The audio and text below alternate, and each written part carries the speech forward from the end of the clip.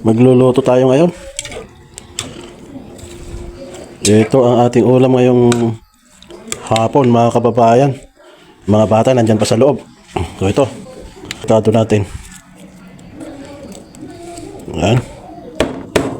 Yan, ready na para maggisa tayo. Yan, magigisa tayo ng ricado. Tapos kunin na natin itong mga ricado. Ito naman, binabad lang natin ng konti ito. Ito, nagrekado na tayo rito. Kompletos recados na to. May soy, suka, black pepper, may sibuyas na rin yan, may luya at bawang. And ibang seasoning like yung betchin or MSG. Ayan, ibababad lang natin ng konti para mas lumasa siya. So, ilalagay natin tong rito. Okay. The usual, yung bawang. Ayan. Bawang na una. Bawang and Ayan na yan. Bawang and sibuyas.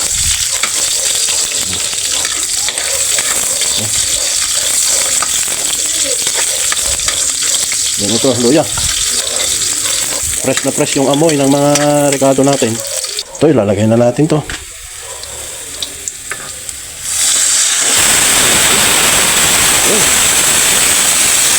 Sarap naman. Sarap ng amoy. Tapos tatakpan natin yan. Ito. Yan, saktong-sakto. Fit na fit itong natin. Bakit ayaw? Anong ayaw? Na? Sobrang. Ay, apo, bunso ay. Daming problema ni bunso. Check natin Oh, kulong-kulo na Para sa mga bata. Yan si bunso, napaka likot. Ang likot-likot ng bunso na yan. Sakduhin mo nga yan, Fetch ka nga ng water. Ayan, Sige na. Sige na, punta ka na doon. Samahin mo si kuya para matulungan mo naman siya. Ito yung ating opisina dito, hindi ba? Nako. Ang opisina natin. Pwede, mag-open ka mamaya ng assignment. Kung assignment lang, Huwag lang games. Ayan.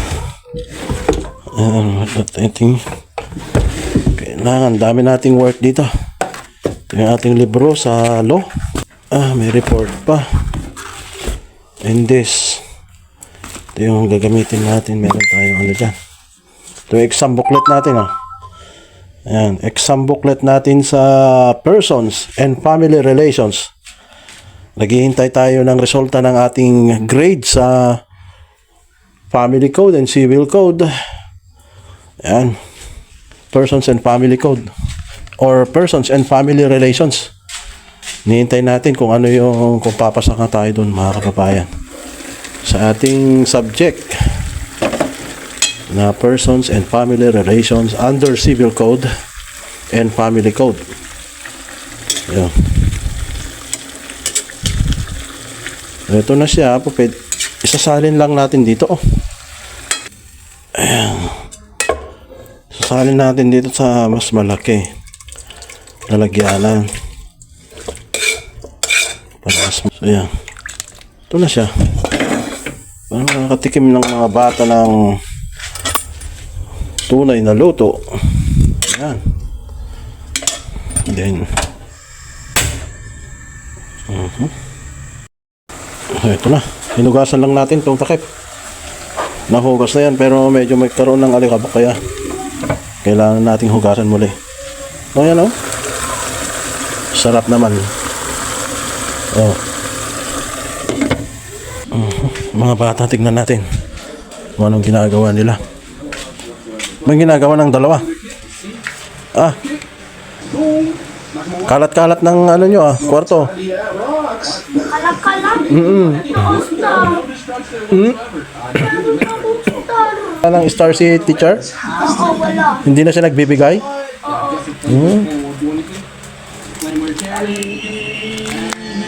Ayun. Mga bata.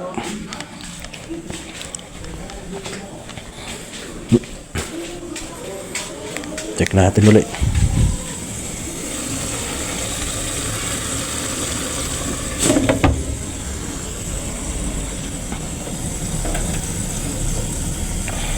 Lapit ng kumulo. Basa mo tayo ng Ecodal. Yan.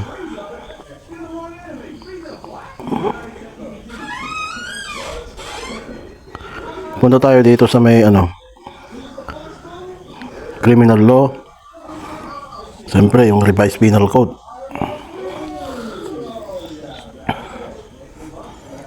Punta nga tayo rito sa may Article 172. Tingnan nga natin yung Article 172 kung ano yun. Yan.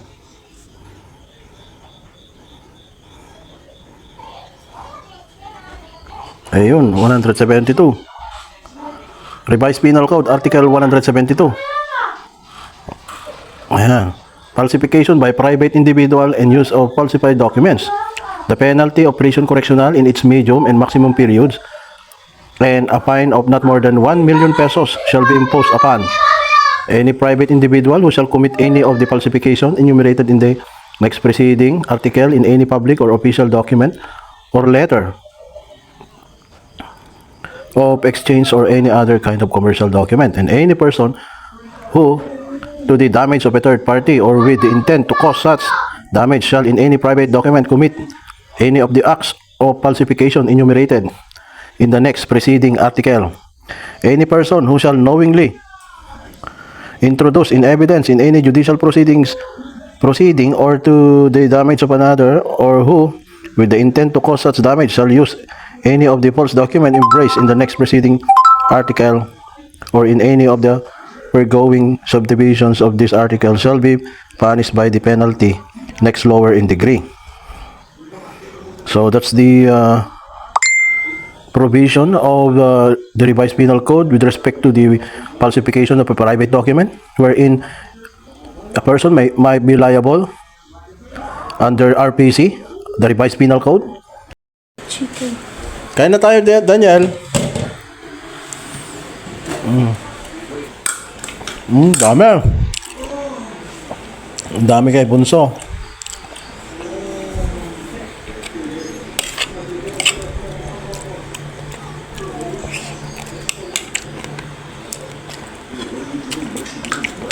Bigay sa kabila mamaya, no? Bigay mo yung maiiwan. Wala titira. Sila na pupunta nila. May abo kami doon. Sa kusina. May aso ba doon? Sa kusina. Diba? Hindi. Hahabulin na ako.